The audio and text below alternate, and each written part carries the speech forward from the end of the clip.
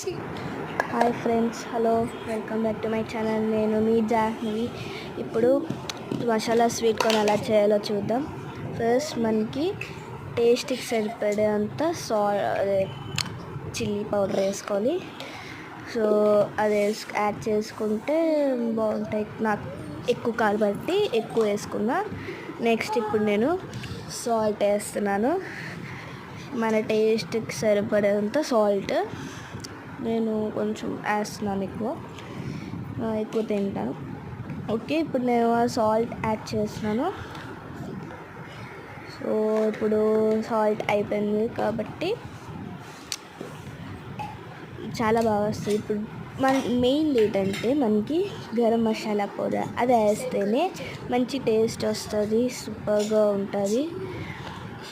First నేను నార్మల్గా taste చేసా, ఇప్పుడు బాగా రాలే. ఇప్పుడు గరం మసాలా వేసి టేస్ట్ చేస్తే సూపర్గా వచ్చింది. సో ఇప్పుడు నేను గరం మసాలా పౌడర్ నాకు ఎంత కావాలంటే వేసుకొని ఫుల్గా మిక్స్ చేసేస్తున్నాను. నేను కారం ఎక్కువ వేస్తే మంచిగా వచ్చింది కలర్, అది సేమ్ బయట కానీ ఇలా ఉట్టుగా తినేస్తే రా టేస్ట్లా వస్తుంది. కాబట్టి మంచిగా మిక్స్ చేసుకున్నాక ఆగండి.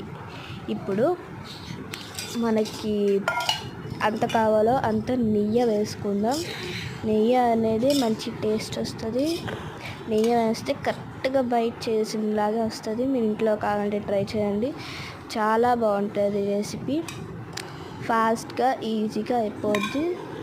సో ఇప్పుడు ఇది నెయ్యి వేసాక ఫుల్గా బాగా నెయ్యి అంతా కలిసేటట్లుగా మిక్స్ చేసుకోండి.